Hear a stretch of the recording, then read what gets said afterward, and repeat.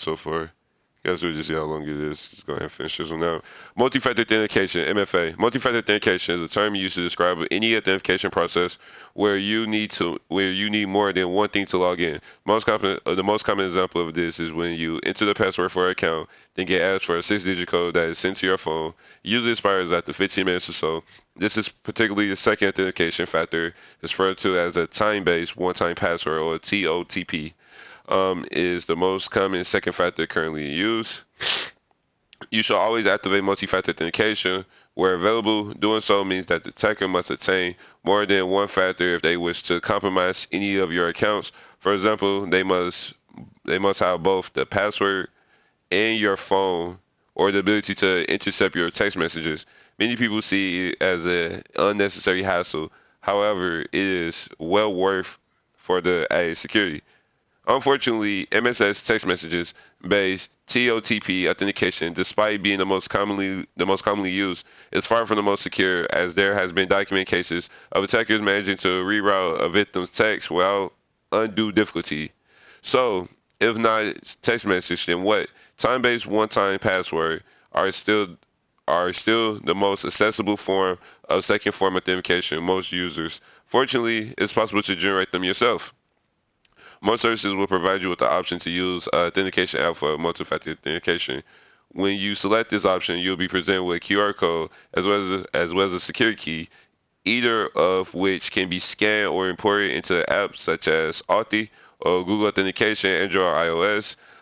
Once you have added your secret key for the applications, these apps can generate a TOTP codes entirely on your device without requiring any network connectivity or interceptable messages. Password Manager creating strong passwords and generating strong passwords. As mentioned previously, the most secure passwords are simply long, completely random string of characters, digits, and symbols. Unfortunately, these random passwords are difficult to memorize. Indeed, memorizing a 60-digit randomly generated password for an online account is simply not feasible for most people. Enter password managers. At the basic level, Password Manager provides a safe space to store your password. They store passwords in vaults, encrypted storage, either locally on your device or as an online service, which is usually allow you to access your password from any device. These vaults are as are accessed are these vaults are as these vaults are accessed using a master password, the only password you need to remember, or more commonly in recent years, biometric data such as fingerprints. Such data managers are free. Others require a paid subscription. That said, the feature and usability provided by paid offers often make them worth the expense. The more fully featured password users or password managers usually are included also include a range of additional capabilities, such as storing other types of data, images, files, auto-filling passwords automatically for other services, and secure password generation. Having these features available mean that you can quickly and easily generate very strong passwords and store them automatically, then seamlessly have the password entered for you when you attempt to log into the application, all within the same application. Password managers are the recommended way to handle authentication for many accounts. However, it is worth remembering that the security of the whole structure can revolve around a single master password, so make sure it's solid. Some common password managers include 1Password, LastPassword, KeePass, and Bitwarden. There are many other available. Each password manager has its own advantages and disadvantages, so we're doing some research to find which one best suits you. Um, where you have the option, where should you use do MSS based authentication? Wait, I'm sorry. Let me reread it. Okay. Wait, where you have the option, which should you use second authentication factor between do authentication app. Uh yeah, I use an app over messaging because messages can be intercepted, but an app can be on your phone and then you can use a keeper. I'm sorry, I read this wrong. I don't even remember what I typed in the first time. How much reading? This is not that bad. So I'll finish it on task 7, and then we'll finish up the last 3 tasks, and maybe we'll get into some talking. This is pretty interesting. So let's go ahead and run through this. It look awesome. Okay, task 7, public network safety. The problem: the internet played a gigantic role in modern life, which most people being connected in some way, virtually constantly. As such, most public spaces like cafes, restaurants, public transportation are fully equipped with public Wi-Fi to let people catch up on emails, like the latest hit mobile game. What many people don't realize is that the expecting public Wi-Fi to be available can prove to be very dangerous indeed. Public Wi-Fi, incredibly handy, also gives an attacker in ideal opportunities to attack a user device or simply intercept and record traffic to steal sensitive information. This latter technique can be as simple as exploiting the fact that most people expect to see public network available. The attacker can set up a network of their own and monitor the traffic of everyone who connects. This is referred to as a man-in-the-middle attack. It is very easy to carry out. For example, if you connect to a network belonging to the attacker, then log into the account for a website that doesn't support or doesn't use a HTTPS connection, the attacker can simply pluck your credentials out of the network traffic and use them to log into your account for themselves. This scenario will be explored in more detail in the interactive environment of this task. However, it is fortunately significantly less likely to occur with modern websites which implement TLS, transport layer security, to encrypt traffic between their server and the users as standard. Equally, being connected to any network, regardless of whether you trust it or not, makes your device visible to others on the network.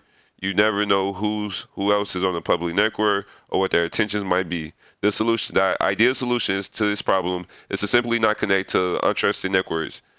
Beneficial through public wireless connections are if it will always be safer to use a mobile hotspot or private network. Unfortunately, the ideal solution is not always feasible. When this is the case, we must rely on other methods for staying safe, like a VPN, of a virtual private network. A VPN encrypts all traffic leaving and re-entering your machine, rendering any interception techniques useless as the interpreted techniques useless as the interpreted device will simply look like gibberish. It is possible to host your own VPN server for free. Most people prefer to use one of the many online solutions. Some of these commercial solutions are free, but the warned free VPNs tend not to provide the best security and often harvest your data for themselves to make profit. That said, the price of a good VPN is more than worth for the increased security. That said, the price of a good VPN is more than worth for the increased safety when operating on untrusted networks. There are many good options around, including Proton VPN, and Marval VPN, to name two.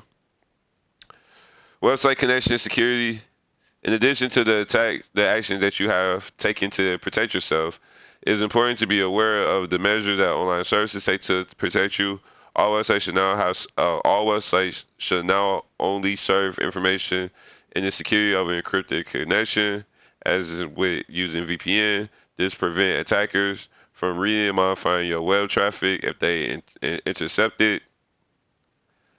The encrypted connection used to create HTTPS hypertext transfer protocol secure is referred to as the TLS, transport layer security, and in most browsers is represented by a padlock to the left of the search bar, which indicates that the connection is secure. Yeah, I mean, you got a secure connection to a website with a valid SSL certificate.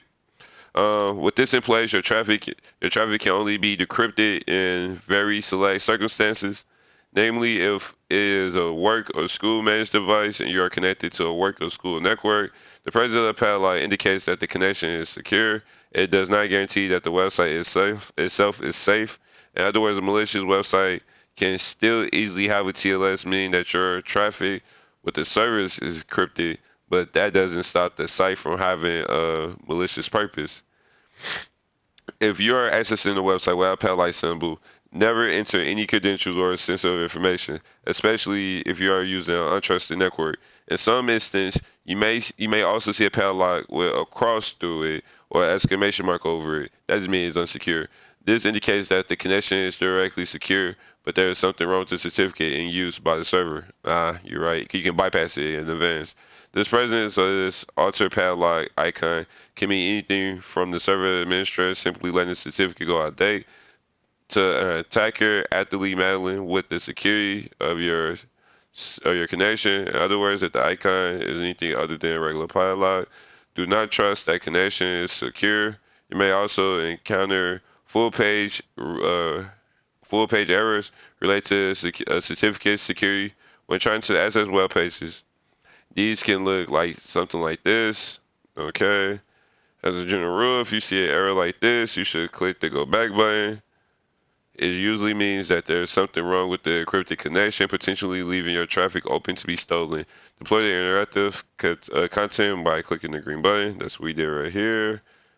The interactive connection to this task demonstrates what can happen if information is sent over a potential unsafe network with various type of encryption or lack. Therefore, there is no flags for this test, but you are encouraged to try each of the different scenarios, mixing and matching the options provided in the control box at the bottom of the screen. So VPN connection, VPN, send request, so go from the victim to the gateway to the VPN to the destination.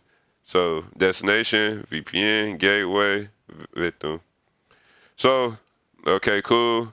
Your VPN encrypted all of the traffic entering and leaving your computer, stopping the attacker from being able to read any sensitive information if intercepted. However, the web request you sent was still unencrypted, meaning the VPN server could read, modify, and log any sensitive data being transmitted.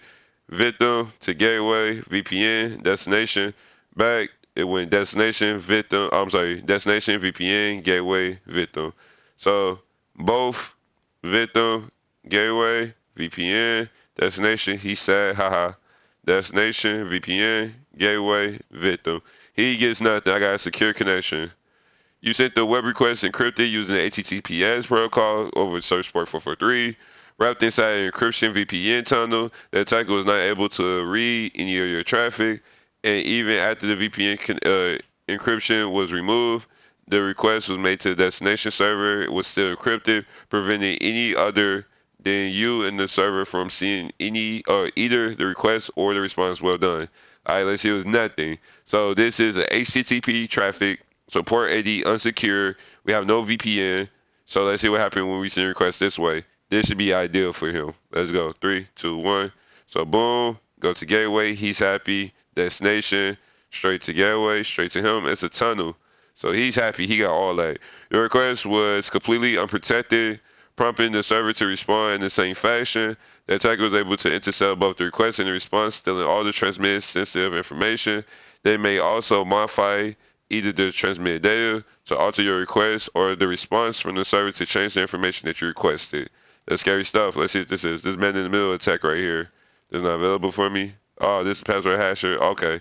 So yeah, this is the man in the middle. Let's read this real quick. Welcome to the traffic interception content. This page allows you to see how VPN HTTPS can be used to prevent an attacker with the ability to intercept your traffic from being able to steal or modify your information in transit. This scenario is most common when connected to public or otherwise untrusted wireless access points, such as those found in restaurants or public transportation or public transport.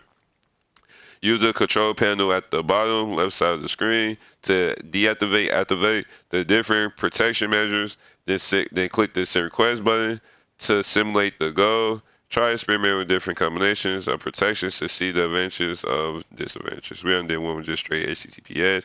Attacker, gateway, he said, gateway, back, but it's secure. Boom. So you send through a web request encrypted using HTTPS, prompting the server to respond the same way. This prevents the attacker from being able to recapture the traffic. However, any traffic that is not web-based may not be encrypted and can be read modified by the attacker. Okay, awesome. So we 76% done with the common attack room. Seems like we have 3 more rooms left. So in part 3, we'll finish up with the last 3 tasks, and then we'll see where we go from there, and we'll just have a follow-up. thank you guys for watching this video, for tuning in and sticking around. There's always a treat. I love doing these things. My goal is to build up an audience or a community big enough where this could basically be a full-time job for me. I kind of enjoy doing these. I learned a lot. I hope you guys learned a lot. This can build cybersecurity awareness for all of us. And yeah, so you guys just let me know if you guys like this, you guys like other content, you guys would like other content, tell me what other kind of content you guys would like. I'll definitely make different variety of videos to expand the catalog or essentially just the scope of cybersecurity. I just really enjoy the TryHackMe rooms, okay, very educational. We can learn a lot. Then have interactive environments and sandbox environments where we can play, we can try different things and get different outputs. So yeah, thank you guys and hope you guys have a great day. Take care.